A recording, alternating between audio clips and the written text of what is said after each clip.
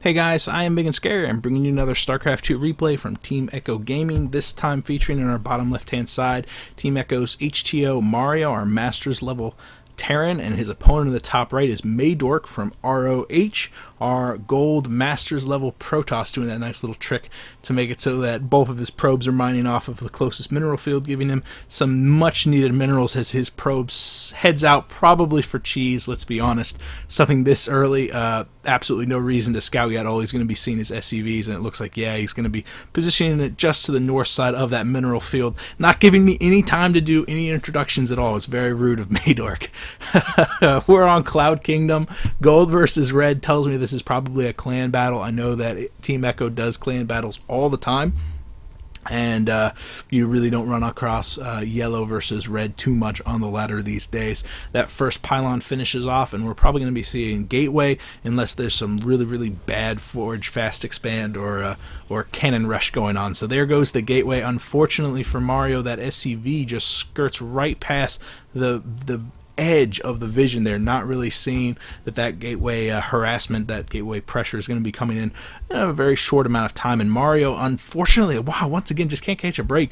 Barracks is going down to the south side of his main wall off. This is something that would really help you if you were dealing with a 4-gate, if you were dealing with kind of delayed early pressure. But with a gateway, a proxy gate like this, he's going to be wishing that he had a full wall off right here, and he'd be able to throw down a supply depot if that barracks was actually helping with that to prevent at least one of those zealots to getting in, or at least delay it to make it so his Marines could be a little bit better off at dealing with that pressure. Also, that early refinery tells me that he wanted to have a Reaper come out of this barracks early on, but with that first zealot already started with that first chrono boost down on top of it, I don't see how he could get away with producing Reapers right now. He really needs the firepower of the Marines, and he needs them very quickly. Orbital Command also on the production tab. The SCV from Mario did get into the main base, did see that there were no pylons in there, so he's going to know that some sort of proxy harassment's coming, and there he is trying to throw down that supply depot.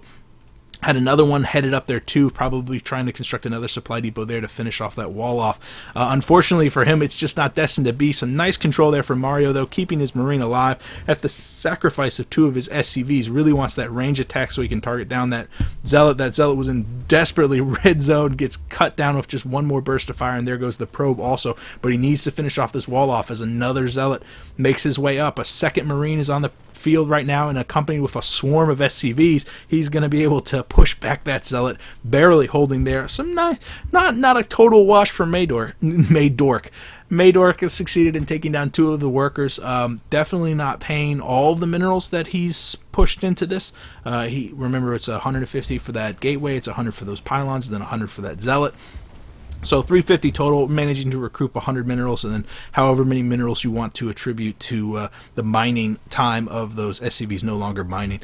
But 6 in one hand, half dozen to the other. I wouldn't feel like MaydorK is totally behind, and Mario definitely doesn't have a huge advantage. I would give a slight advantage to Mario, though. I mean, he didn't get that Reaper out as fast as he wanted to. He probably spent a little bit of extra money on those Marines than he wanted to. And remember, these Zealots did survive. It was some good control there from MaydorK to pull him, one of those Zealots, back well at only 12 hit points.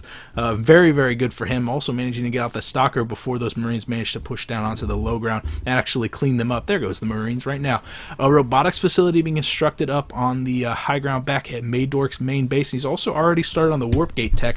I feel strongly that if the robotics facility finishes, if he decides to get out a warp prism, this could totally work in the favor of MaydorK. He's going to know that Mario's going to want to get up another base before he actually wants to do a bunch of aggression.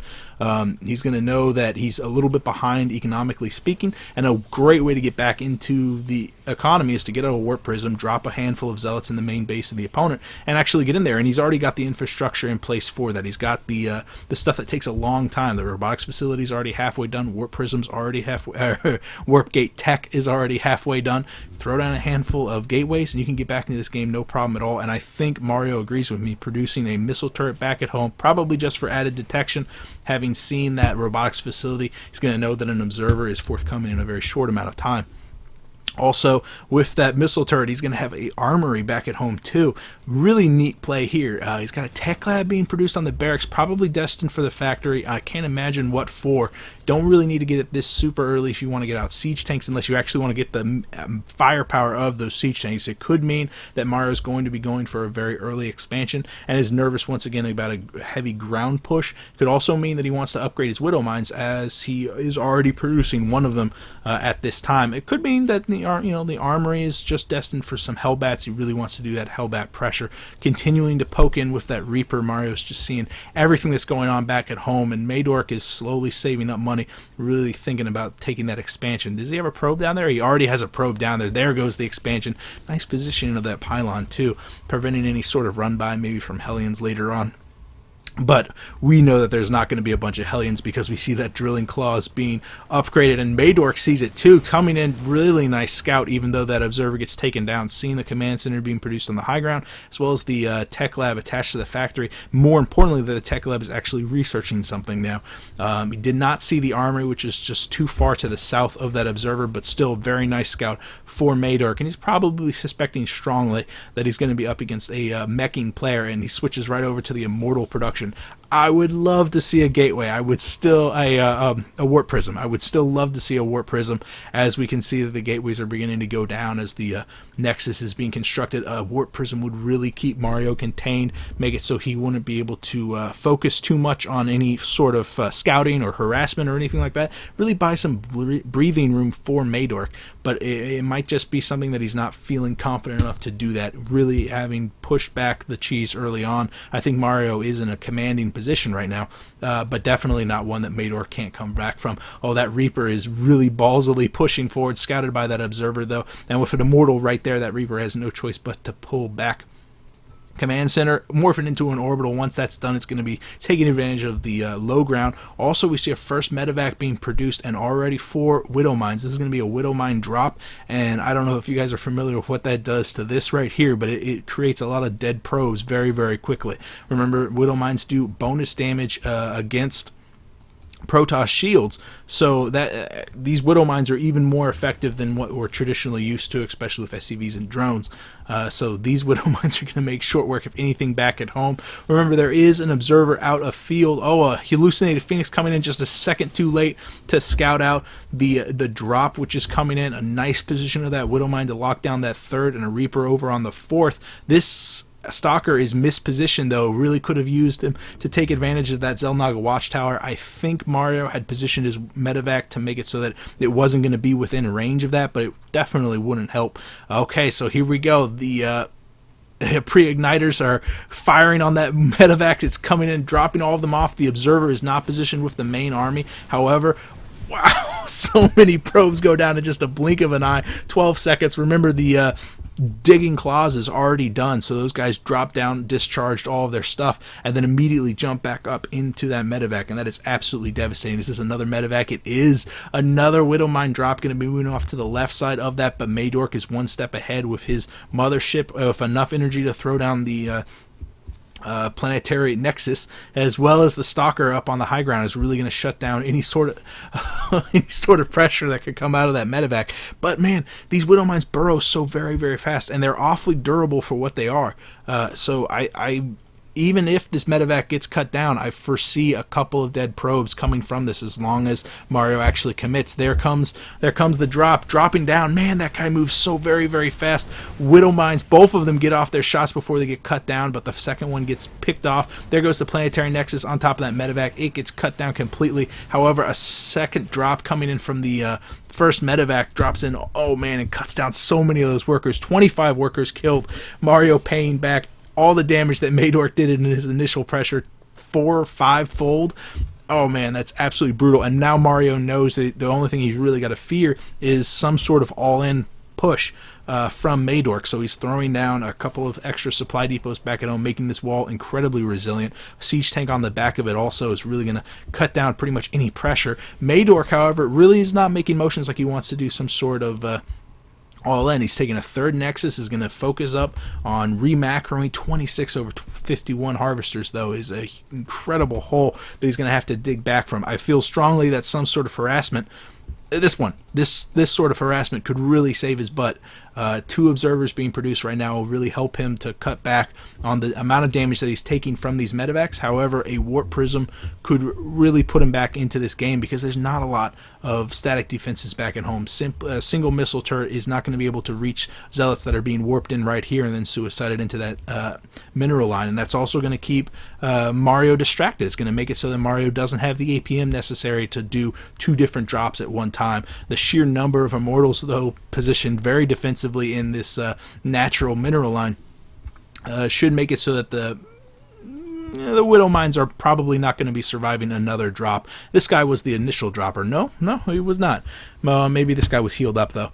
Oh, Photon Cannon is also positioned there to scout this drop as it moves in. Oh man, 2 of the Widow Mines pretty much explode. Only one of them managing to get a single shot off. 25 goes up to 33. Oh my goodness. Here comes another drop on the north side of the main coming in, both of which succeed to get their charges off. However, the second charge only managing to kill a single worker. 39 workers killed, though. This is absolutely brutal, just showing you how successful it is. However, I believe both of those medevacs did indeed go down.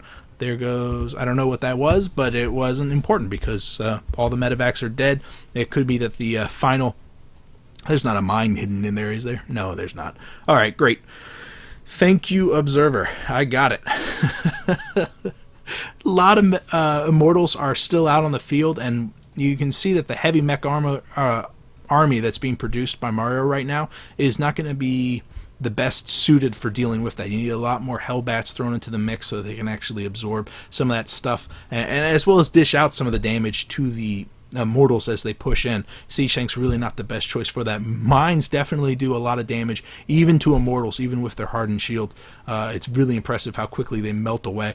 A hallucinated Phoenix just scattering around in the bottom right hand side just to see exactly what's happening, but it looks like Mario has his start set on his 4th, which is going to be positioned up into the top left hand side. The 3rd has been taken but really hasn't been saturated. Even with 3 Nexus, the harvester count is ridiculously in the favor of Mario. In fact, so many SCVs, 74 SCVs right now. It's really impressive because you think 133, that only means that he's got around 50 supply for his army right now. Even managing to throw in a Viking and a Raven into the mix to support this, really going to make it so he's going to be able to target down those observers as they come in, sprinkling in a handful of Hellbats, sprinkling in a handful of the Siege Tanks. A couple Marines also. Can't go amiss with the Marines. We've got Blink coming out as well as +1. Oh, +2, pardon me. Ground Army and +3 Terran vehicle plating is going up also. Sprinkling in a handful of Ghosts. I really feel like Mario has this one in the bag. MaydorK just was put on the defensive way early in this matchup. And he never really rebounded from it. He had the infrastructure back at home to make it so that he could actually transition over to a bit more of a harassment playstyle, so he'd be able to answer back to the sort of drop pressure that was coming from Mario. Instead, he just tried to macro out of it, and that can sometimes work, but it can only work whenever the opponent is willing to sit back and relax and ease off on the drop. But we've seen that Mario, he's dropping every 3 minutes or something like that. MaydorK is considering and has succeeded in taking a 4th expansion to the top left-hand side, but with so many drops on the field, I think it's inevitable that one of those medevacs is going to fly over that base eventually, and then MaydorK's just going to have to let it die because he really doesn't have anything back at home to defend against that. Couple of High Templars being sprinkled into the mix. Their feedback ability is going to do wonders in making it so that those medevacs have to think twice before moving in. But I think Mario has, with him beginning to sacrifice off more than a handful of his SCVs into this death wall, he's reached the point where he wants to push out and start doing some major trades of his army to MaydorK's army. He wants to make it so that this doesn't reach a critical mass. These immortals really are beginning to become deadweight. MaydorK has plenty of supply to supplement this army with some Colossus, to supplement it with something that will be able to actually deal with the the heavy ball that's coming out from Mario, and Mario is indeed beginning to roll across the middle of the field. Look at this Congo line of just mech army. This is absolutely ridiculous. This is going to come down to a lot of positioning from MaydorK. He's got two armies that need, two units that need to set up both the mines as well as the siege tanks. If MaydorK can push into this force with, really great play of hallucinating, make himself puff out. Oh, but no, he's pushing in when Mario had a chance to actually solidify his position, having both his siege tanks sieged and his widow mines buried.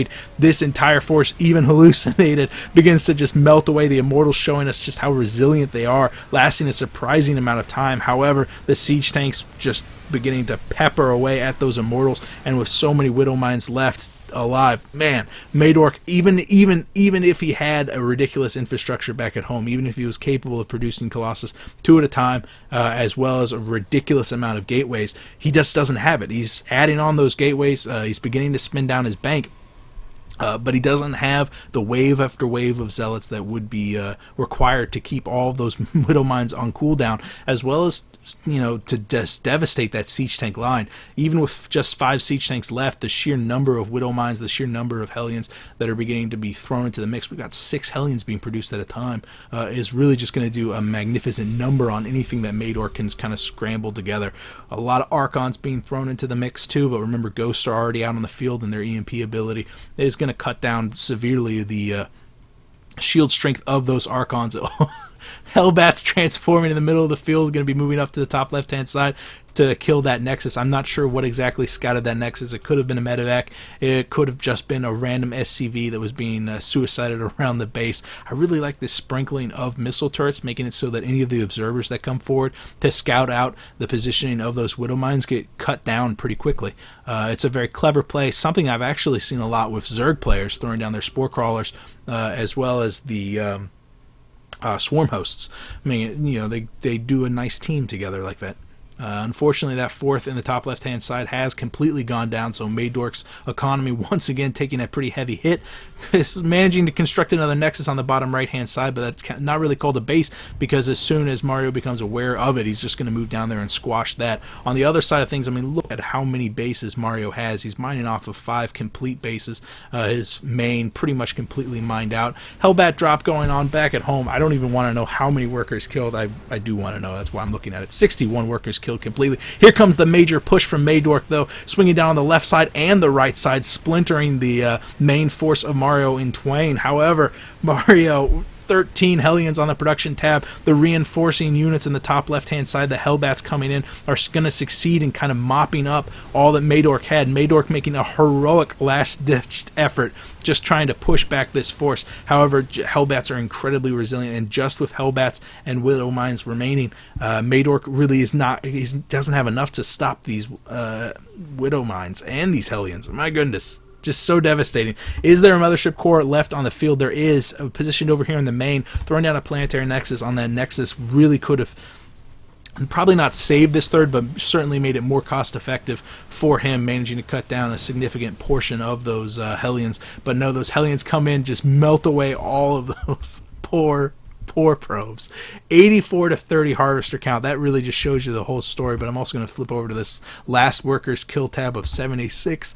My goodness, just absolutely ravaging. Yeah, I think it comes down to the fact that MaydorK wanted to play this game in a specific manner. He wanted to sit back and build up the unit composition that he wanted to build up.